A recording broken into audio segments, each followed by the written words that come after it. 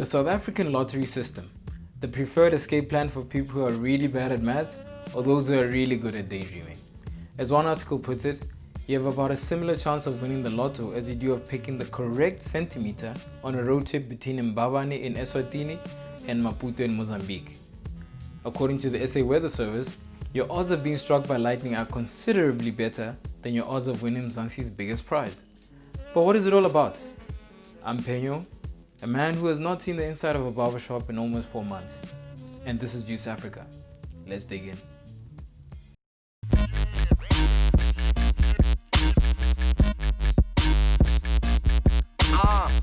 Log off. Today on Joos Africa So You Asked, we will talk about the lotto, the biggest seller of dreams since Instagram filters. Lest we forget, the lottery is a form of gambling, and gambling has a very colorful history in South Africa. In 1673, 26 years after arriving on the shores of the South African Cape, early Dutch settlers outlawed all forms of gambling, possibly influenced by their staunch Calvinist views. This pushed it into the dark, seedy corners of society for several hundred years. Only in 1965 did the Gambling Act open things up a little by only allowing betting on racehorses. But the following decade would see betting thrive in illegal casinos across the Venda, Transkei and Bophuthatswana homelands as numerous street gangs managed illicit gambling. Soon, the very first lottery would be established and operated by 1984 in the now defunct Ciskei homeland, which was a nominally independent state, a Bantustan for Xhosa-speaking natives in the southeast of South Africa. The Natal Lotto, also referred to as the KZN Lotto, was launched in, you guessed it, the KwaZulu-Natal province, later in 1992. In comparison, it's estimated that by 1995, over 2,000 illegal betting houses existed in South Africa. However, this was all to change with the formation of the Democratic South a year prior. The National Gambling Act of 1996 would legalize various forms of gambling in a handful of casinos around the country.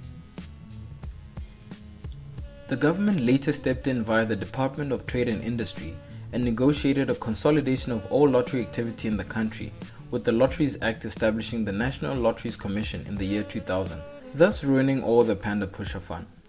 This became the one and only national lottery regulator and the only license holder in South Africa.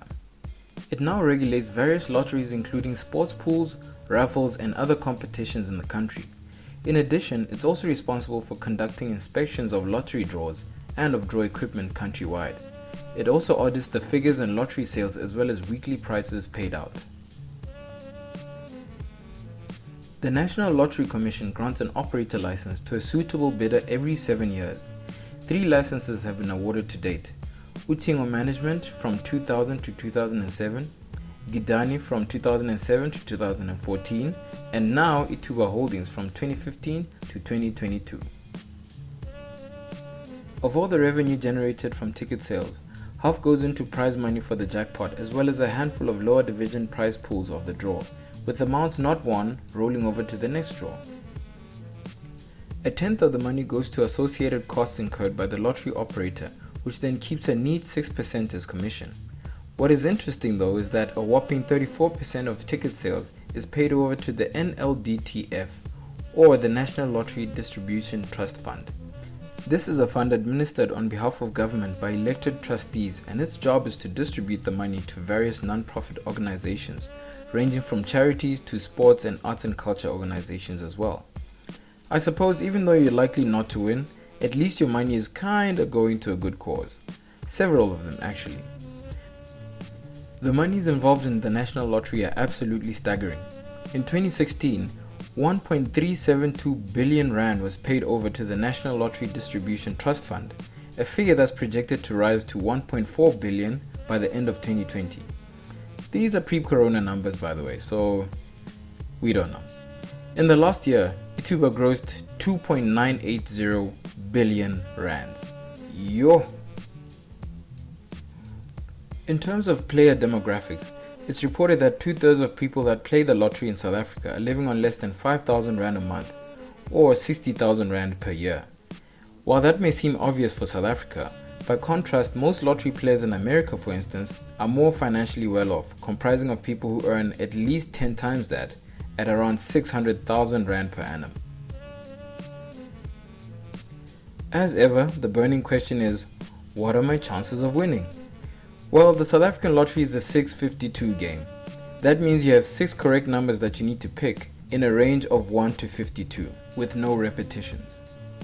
This is up from 49 numbers before 2017. So what exactly are my odds of winning? Well, my people, if you hate maths, this is your chance to look at that WhatsApp that's been unread since morning. Please check back when you hear me mention the greatest song ever made. I'm talking about the song that single-handedly ended apartheid in 4 minutes and 41 seconds. Okay, cheers. So for everyone who stayed, here it goes. In a 652 game, when you select your first number, you have 52 numbers to choose from, and that's 1 in 52 chance of picking the right one.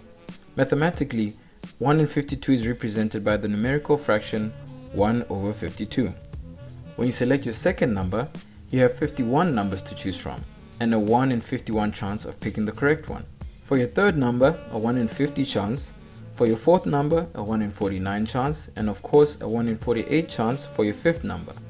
By the time you pick your sixth and final number, you have 47 numbers to choose from, and then obviously that means a 1 in 47 chance of picking the correct one.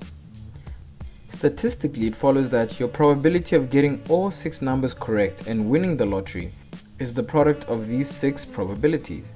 That is 1 over 52 times 1 over 59 times 1 over 50 times 1 over 49 times 1 over 48 times 1 over 47. This equals a 1 in 14,658,134,400 chance of winning Mzansi's greatest prize. At this point, your odds of winning are as unlikely as making a comeback in 2020. Are you back? Great. But it turns out Father God is on your side if you're a lotto hopeful and you are a praying man or a praying woman. Because you can choose your winning numbers in any order, your chances of winning are substantially improved. Your chance betters by the number of different ways that a sequence of 6 numbers can be written down, which for 6 numbers is 6 factorial, or 6 times 5 times 4 times 3 times 2 times 1, which is equal to 720. So that means we divide 14,658,134,100 by 720 to account for this. The result is your odds are now 1 in 20,358,520. So maybe now at least you have better luck of being blessed with an Amapiano remix of Mendoza's classic. Speaking of luck, what numbers are the most big?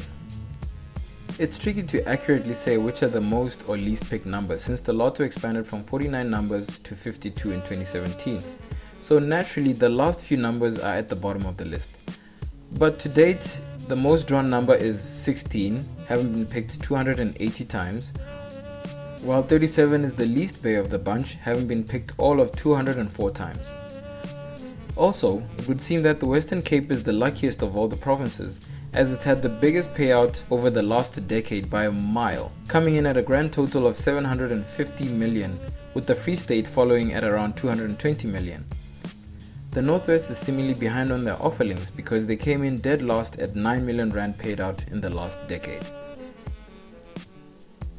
But despite a person being substantially more likely to crash in a commercial flight than they are to win the jackpot, people still play. Why? I reckon it's the enticing chance to solve all your financial woes for so little money and effort.